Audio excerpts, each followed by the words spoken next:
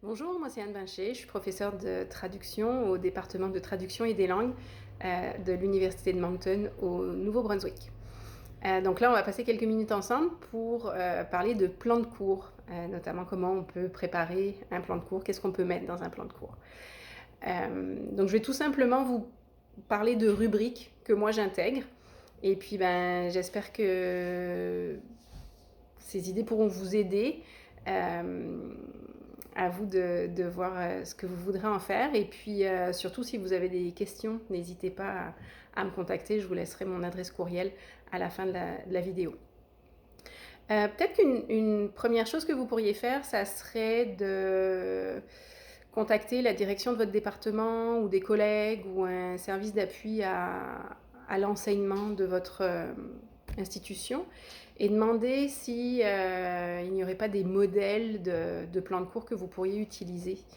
Ce qu'il y a de bien avec les modèles tout près des services de pédagogie ou produits par l'institution, c'est qu'en général, les sections qui sont obligatoires sont déjà inscrites dans les plans de cours. Donc ça pourrait vous aider à faire le tri un petit peu entre ce qu'il faut absolument mettre et ce que vous n'êtes pas obligé de mettre. Je sais que nous, par exemple, à l'Université de Moncton, on a des obligations par rapport à la description des cours ou par rapport à certaines politiques de l'université qui doivent absolument figurer dans les plans de cours. Donc déjà, vous pourriez faire cette petite démarche-là. Après, c'est sûr que il y a mille et une façons de préparer ou de proposer un plan de cours. Donc certaines personnes vont vouloir à tout prix en faire un le plus court possible, le plus synthétique possible, et vont produire un recto verso, donc quelque chose de condensé.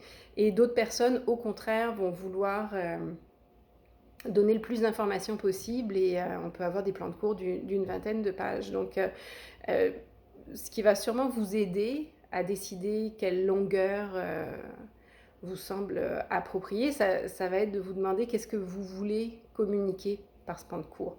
Puis on entend parfois que le plan de cours, c'est un contrat entre le prof et le public étudiant. C'est pas forcément comme ça que je vois les choses. Moi, je me dis que c'est plutôt une présentation de ce qui va se dérouler dans le semestre. Un petit peu de, pas qui je suis, mais comment je vois l'enseignement, mon rôle, qu'est-ce qu'on va apprendre, comment on va l'apprendre et comment on va s'assurer que c'est appris. Donc c'est plutôt ça ce que je me dis qu'il doit apparaître dans un plan de cours. Donc là, je vais commencer avec mes rubriques, puis vous verrez ce que vous en pensez. Donc je commence en fait avec la reconnaissance des territoires. Donc j'adapte un petit peu ce que propose l'université. Et puis je lis cette reconnaissance. En fait, je devrais préciser que le plan de cours, je le lis du début jusqu'à la fin avec le groupe dès le premier jour. Donc c'est vraiment le premier document, le premier partage que j'ai avec mon groupe. Puis c'est pour ça que je trouve que c'est important de passer du temps sur le plan de cours, parce que ça va donner un certain ressenti.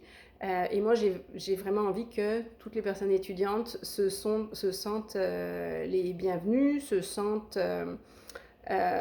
que ce qui va se dérouler pendant le semestre est clair et structuré, et comprennent un petit peu qui je suis. Donc, du coup, tout cela va avoir une incidence sur ce que je peux mettre dans le plan de cours. Donc, je commence avec la reconnaissance des territoires, puis je vais expliquer pourquoi je l'intègre, et puis on va avoir une petite conversation sur l'importance de cette reconnaissance, ce que ça implique pour des étudiants et étudiantes de niveau postsecondaire, puis quelles seraient les relations de la traduction avec toutes ces situations.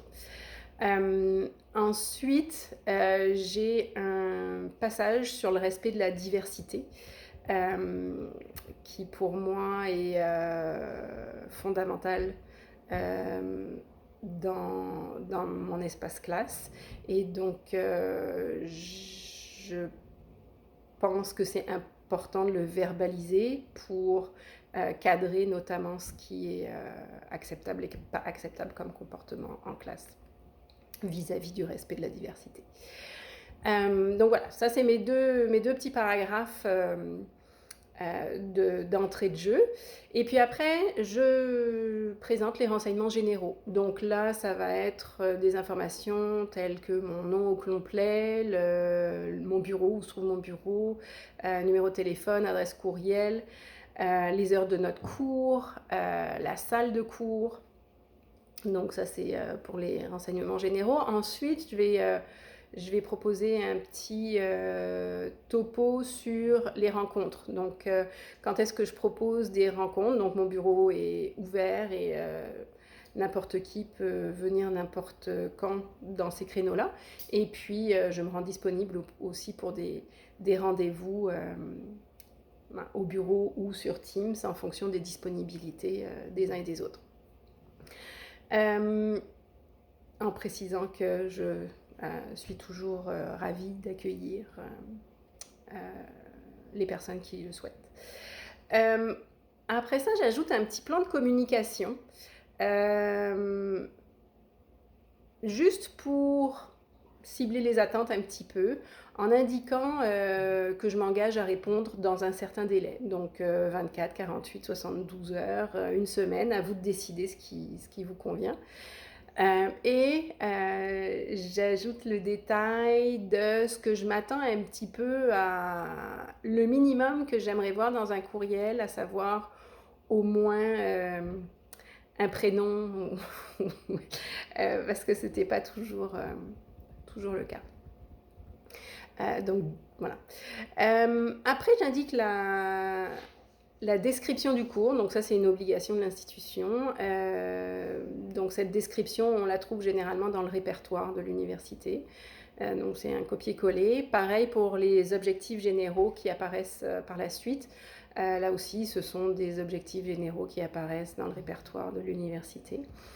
Et moi, je continue avec les objectifs spécifiques. Donc là, c'est chaque prof qui va les développer. Donc les objectifs spécifiques, ça va être des objectifs ciblés qui vont permettre d'atteindre les objectifs généraux dont il a été question précédemment. Voilà, donc là déjà on a une idée de ce vers quoi on tend avec le cours au fil du semestre. Après tout ça, je présente la méthodologie. Alors, c'est pas très long comme texte, mais en gros, je vais expliquer comment on va atteindre ces objectifs. Par exemple, moi, je suis assez adepte de la classe inversée et de l'apprentissage actif. Donc, souvent, je vais rarement faire un enseignement formel en classe. Les travaux vont inclure de se familiariser avec la théorie, de faire des exercices, de préparer des présentations. Et puis en classe, ça va plus être un espace de mise en commun, de réflexion, de s'assurer que certains concepts ont été saisis, puis donc voilà, donc j'explique un petit peu cette méthodologie-là. Si j'ai un cours où j'ai des activités expérientielles, ben là aussi je vais parler de ces activités, les détailler un petit peu, notamment en expliquant pourquoi j'estime que ces activités expérientielles sont pertinentes. Je présente l'organisme ou les organismes avec lesquels on va collaborer et pourquoi j'ai choisi ces organismes. Et puis, je laisse un espace en fait de rétroaction de leur part pour voir est-ce que ces projets-là vous parlent, est-ce qu'il y a d'autres organismes avec lesquels vous aimeriez travailler. Donc, je les invite à exprimer leurs suggestions. Une fois que j'ai terminé cette section sur la méthodologie, je, je, je nomme le ou les ouvrages obligatoires. Alors, j'essaye de restreindre le nombre de livres à acheter en raison du coût qui, pour les étudiants, sont parfois un petit peu exorbitants. Donc, quand je le peux, je mets les ouvrages en réserve à la bibliothèque. Comme ça, chaque personne peut aller prendre des photos, faire des photocopies et quand même avoir accès au matériel. En tout cas, qu'ils aient à les acheter ou que les ouvrages soient en consultation à la bibliothèque, je les indique sous une catégorie ouvrages obligatoires. Et je vais toujours ajouter une bibliographie d'ouvrages suggérés pour ceux et celles qui voudraient aller un peu plus loin. Ensuite, j'ai une section sur l'évaluation. Donc ça, c'est la section que les étudiants et étudiantes aiment bien consulter rapidement, parce que les notes les intéressent. Dans mon plan de cours, la section est vraiment courte, parce qu'en fait, je propose un document qui s'intitule Détails des évaluations, et où là, je vais vraiment donner toutes les informations possibles concernant chaque évaluation. J'en suis arrivée à faire ça parce que je trouvais qu'il y avait souvent des malentendus ou des questions qui se répétaient.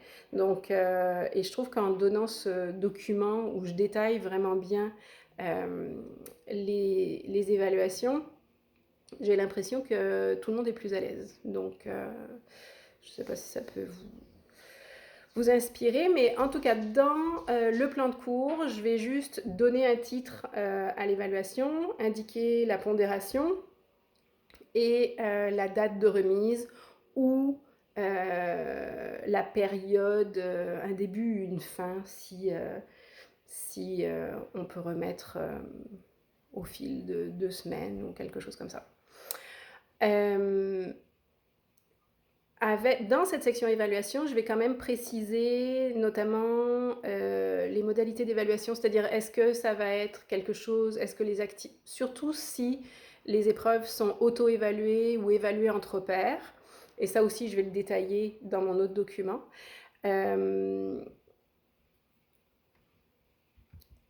Voilà. À la suite de ça, je vais rédiger ce que moi j'intitule l'engagement de la professeure. Puis à un moment donné, je me suis dit, ok, on a plein d'attentes envers les personnes étudiantes, mais finalement, nous aussi, on a à s'engager par rapport à ce qu'on fait. Donc c'est un petit peu comme une version très raccourcie d'une philosophie de l'enseignement, mais en gros, je leur présente... c'est ça, quels sont moi mes objectifs quand je donne ce cours, comment je vois mon rôle, comment je compte procéder, quelles sont les valeurs qui m'animent, et comment je veux m'assurer de la réussite de chaque personne dans la classe. Donc, parlant de réussite, j'intègre une section intitulée « Comment réussir ce cours ?» et là, je vais faire une liste de stratégies qui pourraient les aider. Alors, certaines peuvent paraître un peu évidentes, mais elles ne sont pas forcément évidentes. Elles sont pas forcément évidentes pour tout le monde. Surtout que nous, les personnes étudiantes qui arrivent sortent de l'école secondaire. Il n'y a pas eu de cégep, comme par exemple au Québec. Donc, il y a moins de stratégies d'études. Donc, voilà, c'est pour ça que je choisis. C'est pas pour ça, mais en tout cas, je trouve que c'est utile pour certains de pouvoir lire ces stratégies de réussite. J'ai une petite section que j'intitule compétences langagières. Le français, les langues, quelles que soient les langues avec lesquelles on travaille, sont nos outils. Donc On les développe collectivement en salle de classe, mais j'ai voulu insister sur le fait que c'est aussi de leur responsabilité d'en faire plus, d'aller en chercher plus. Donc je parle notamment de lecture ou de différents outils pour continuer à se perfectionner. Puis je propose de venir me rencontrer pour essayer de développer des stratégies ou trouver des outils adaptés au niveau. Après, j'intègre une petite section sur l'utilisation du cellulaire. Donc là, ben, à vous de voir si c'est quelque chose que vous voulez ajouter ou pas. Moi, j'ai jugé bon de le faire parce que moi, ça me dérange. Ça me coupe dans mon élan. Puis, j'imagine que je ne suis pas la seule. Donc, c'est ça. J'ai des requêtes. C'est pas... en expliquant pourquoi, puis notamment le fait de détourner l'attention. Donc voilà. Ensuite, nous avons l'obligation de parler des normes linguistiques à l'université.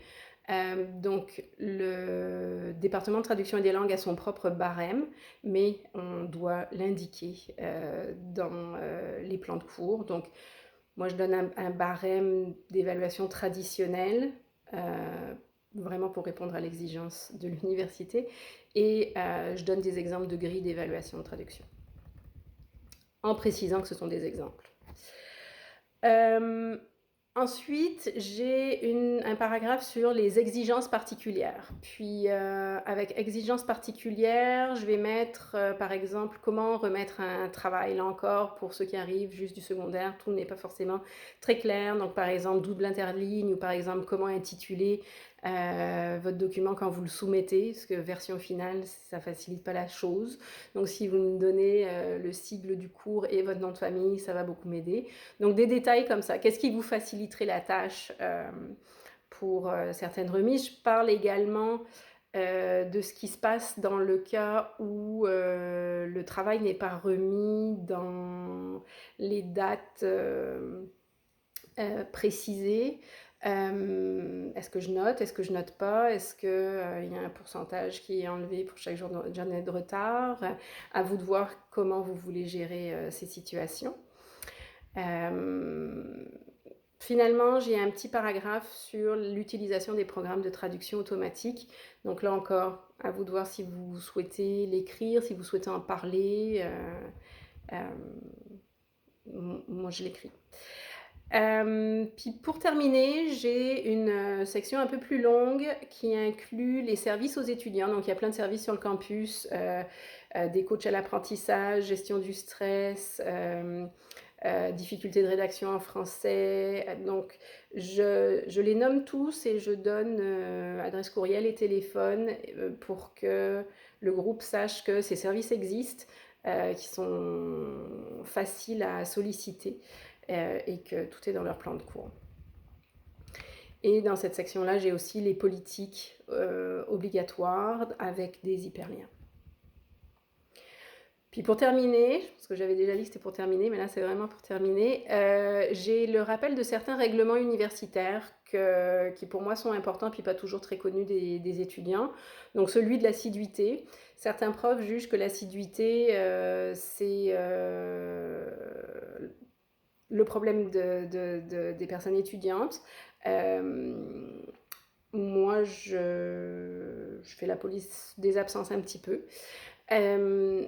Je mentionne aussi le règlement concernant les absences à une épreuve de contrôle, concernant la charge de travail. Un crédit de cours équivaut à tant d'heures de travail.